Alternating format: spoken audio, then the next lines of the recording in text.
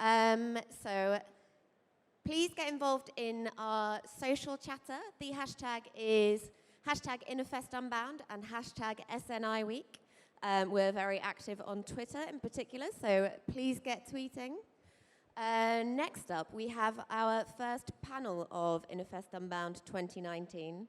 Please welcome to the stage Pamela Ambler of Forbes Asia and her panel, The Rise of the Digital Economy. Thank you very much, guys.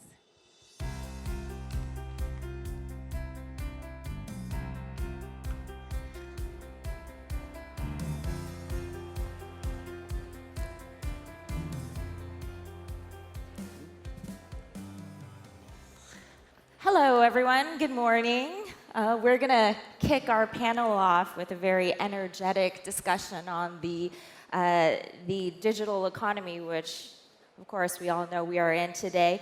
Karen Reddington, president of APAC from FedEx, would like to send her regards and apologies for not being able to make it today. There were some last-minute items that held her up in Hong Kong, and she's not able to be here today with us. But with us is Ralph Haupter, president of Microsoft Asia, and Yuen Group Chief Digital Officer of Singtel.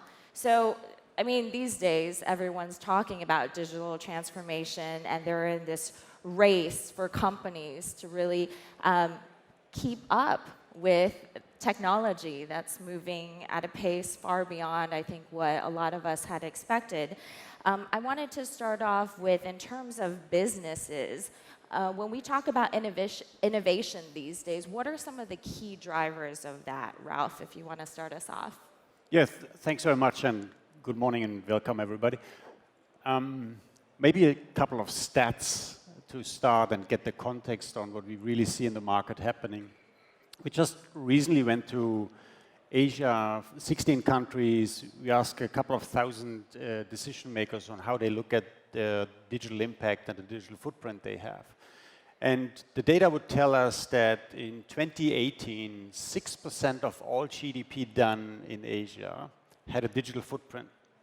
And in 2022, this data point will say 60% of all GDP will have a digital footprint. So from 6 to 60? Yeah, that's the reason why we are here. That's the reason why we talk about what digital impact we see. Now, the even more exciting one from a tech perspective is that 40% of all that digital change will have a component of AI, artificial intelligence, in that one.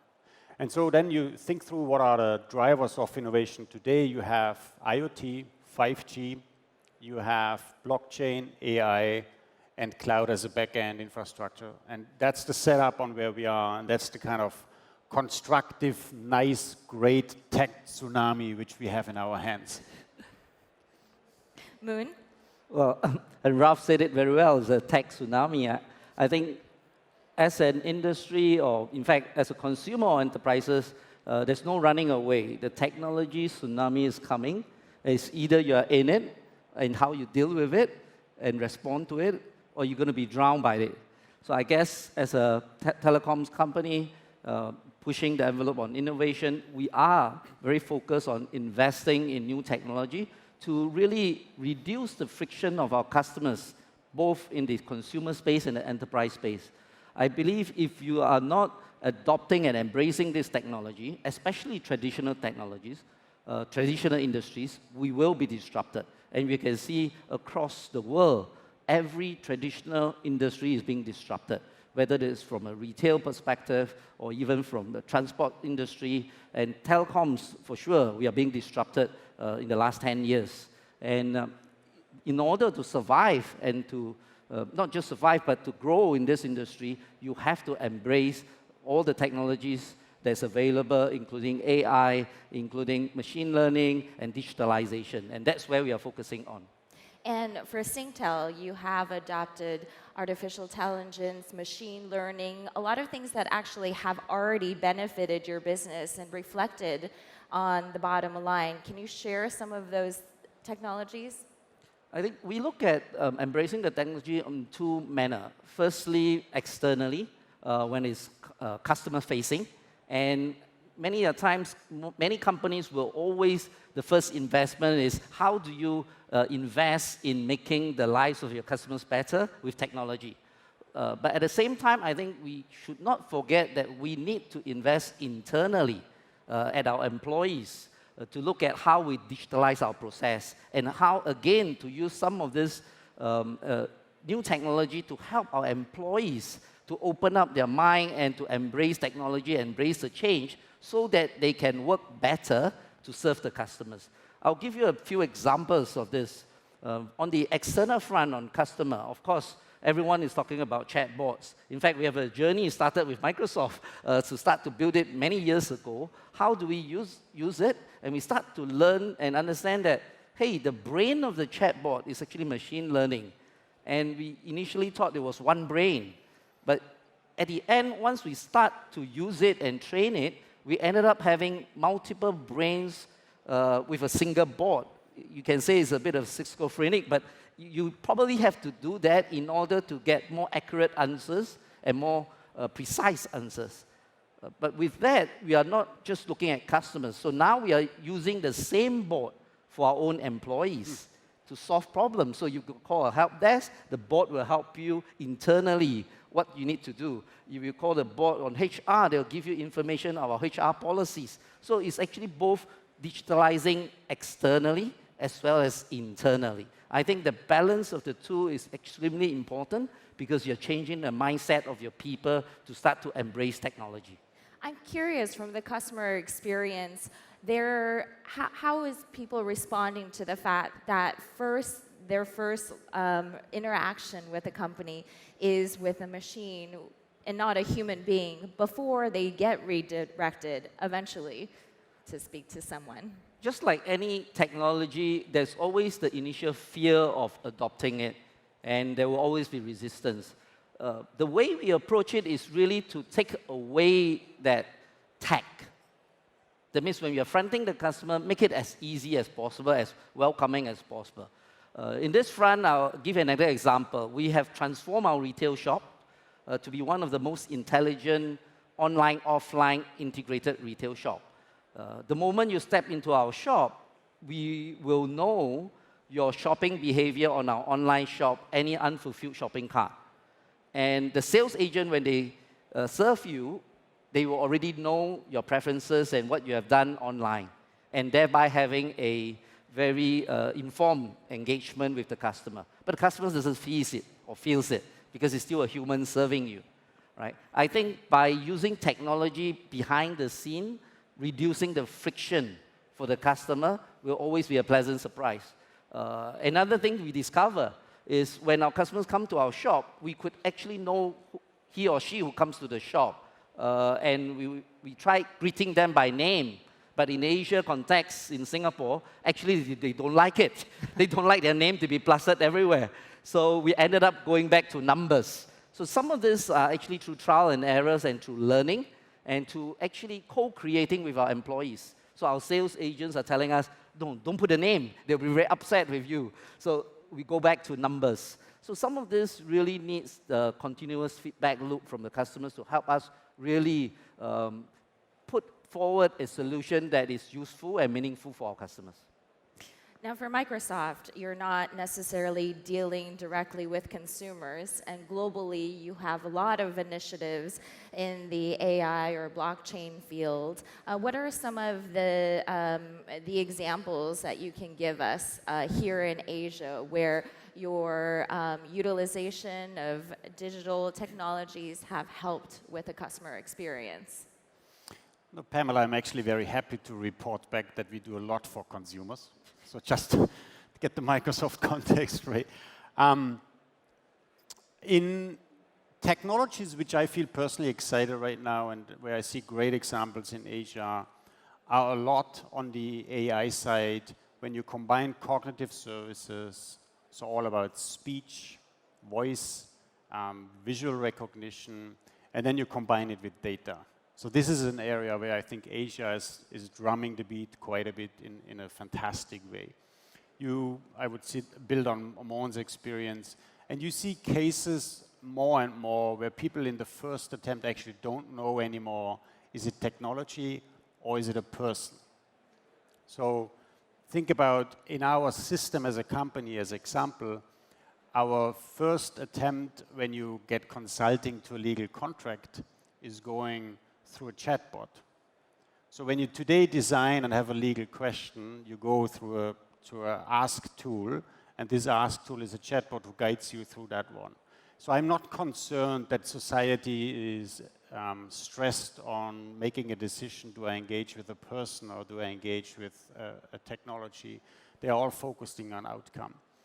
What I'm also excited from an Asian context perspective is the energy around blockchain and the thinking around blockchain. Now, in principle, I would say there's still a lot of confusion between cryptocurrency and blockchain as a technology. I think we're crossing that bridge day by day and get more clearer that one is a currency and the other one is a... Blockchain being the underlying technology of digital currencies. Not only. Blockchain, I think, is a technology which we see much more coming forward in the financial industry, in retail industry, in industry with goods. And so I feel personally excited on what George did here in Singapore Airline, upgrading everybody who enjoys flying Singapore Airline with KrisFlyers immediately has a back end of blockchain because there's a whole retail ecosystem coming together. And when you buy something, it's actually backed by some blockchain experience where we share data. If you go things which I'm personally excited, banks in Thailand as an example, they have designed blockchain to understand the full transportation of the good. So by being part of the process, if somebody invests in whatever a car, by understanding which car it is, by understanding who it comes, where it comes from, by understanding where in the supply chain this car is, it gives them a much better judgment on the risk profile of that very specific investment. By understanding the risk profile, they actually can reduce the interest fee and in a much better position to have a better condition for you as a person on the contract and on terms and conditions. So I'm excited on the technology coming forward, but I really think it's a piece of understanding we will come to, that it is an underlying infrastructure where we connect different entities in the process and bring that information across very well. Are there any other examples you can share where you have seen through Microsoft's customers or Microsoft itself how blockchain has, other than in the transportation or logistics, increasing transparency, what other benefits are there? Again, benefit is a lot about risk management, and benefit is a lot about speed and connecting information. We have a lot of projects going on right now in the area of logistics and in the area of IoT. And when you think about these spaces, so you go, one of the biggest glass manufacturers in India has put within a couple of weeks a couple of thousand sensors into their operation. They're running now 200 million data points on their manufacturing platform. And with these data points, they took out 45% of manual collection of data, they took out 5% of false goods, and 25% productivity in the work they do. But not only they have now the information on the process, they now can underline and think about what is the way I'm sharing that information more with other companies, the supplier of the manufacturing good, the supplier of the goods to produce, and the machines and the tooleries. So that's just a very different ecosystem you can build on that technology and go hard on optimization and savings on that one, on a one ledger we design. I'd like to go back for a moment to talk about perhaps artificial intelligence. Our previous panel was Volkswagen talking about cars and the future of driving. You know, I take a shared ride, and sometimes inevitably the driver will bring up the fact that one day I won't have a job because autonomous cars will replace me. So the technology, a lot of these, could possibly be a double-edged sword. How do you perceive that as a business, and how do you deal with that? I think this is an extremely important question. I think as we push forward with the digitalization of our businesses and our services, there's always the fear that machines will replace humans in many jobs. And while it is true that with artificial intelligence, with AI, with IoT, a lot of jobs will be displaced. But I do believe there will be a lot more new jobs that will be created with the technology. And the key question is, what type of jobs will that be? And are the people ready, skilled, equipped to take on those new jobs? That's why going back to the workforce, to our employees, to start them on the journey of continuous training and learning and embracing this new technology is actually paramount to every organization, every industry, and every country. Without that training, you will have a mismatch of people with the skills to fill up the new jobs. And this is where I think we need to put in a lot of effort to get our people to know how to work in the new environment, to work alongside machines, and not to be replaced by machines. Let me help Moon on the facts. When we did the study, 94% of all people are clear that AI will impact jobs. 15% thought the job will be gone. 18% thought that there will be new jobs. So the responsibility for us is helping the society to understand what is the opportunity and the new job you're getting. And I can tell you, we are short as an industry on data analytics people. We are short as an industry on design people. We are short as an industry on architects who can design infrastructure and technology, which is coming. And we understand that innovation of technology has always had its challenges. There is a reason why we called it the fourth industry revolution, because we had three. And in all these three, there was change on impact on society. But again, I feel the opportunity is bigger if we get the change. Now, this is the only advertising I will do on this slot. You will be able, if you go www.microsoft.com/learn and get for free all content you want for getting an AI expert. And there's another one, if you go on our website, with INSEAD together, we have established a program for everybody for free where you can train yourself and get an AI-informed person. Not an expert, but you get an AI-informed person, because that's where we're running short. Our boards of companies may run short at this point to have AI on their agenda. All you see out there, all startups use in one form or shape data and build technology on AI, on heading to AI, supplementing what we do at Humans.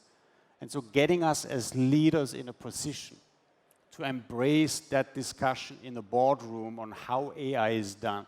That's the mission. That's the mission of this event. You see these guys, they're all hungry and hot, and they have applications and solutions, and we need to get them the opportunity to do it. Well, I do not disagree that all these new skills on AI and technology and technical skills are very important. But it's not just restricted to this small group of people who are doing it. I think we also need to change the mindset of majority of the people who are not in the technical skills to learn how to use this technology. And this is also very important, because if you are not able to keep up and use the new tools that are developed by the engineers, by the AIs, and by the machines, you're going to be displaced as well. And this is where I think we need to start. And at Singtel, we do that. One of the recent initiatives we started is to build a board for every employee. So we encourage all our employees to come from all different departments and all different functions to start to build a board. It's a 2-day workshop. And to our surprise, pleasant surprise, we've got people from HR department who have no technical skills. In fact, I've got a use case where I've got one colleague, Valerie. She built a board in 2 days. She's actually been with Singtel for 46 years. Wow. And her final conclusion at the end of the 2-day workshop was that, I built a board that helped me, myself, to generate reports for my manager. It used to take me 4.5 hours, 300 over clicks. Now, 1 minute and 1 click. And it just shows that it's not restricted to the technical skilled people. Everyone can learn. It's not rocket science. You just have to embrace it with the right mindset to change, to adopt this new technology. And such stories, if you populate it across the whole organization, is actually very empowering. And everyone said, if she can do it, I can do it too. And very soon you see everyone embracing technology and pushing forward the digitalization. Well, it sounds like the both of you are doing a great job in terms of providing education and resources to both your employees and your customers on moving forward together with the company into the digital economy. So on that note, I'd like to thank you very much for your time. Thank you, man. See you on LinkedIn. Thank you. Thank you. Thank you. Thank you very much for sharing your thoughts on the future of the digital economy.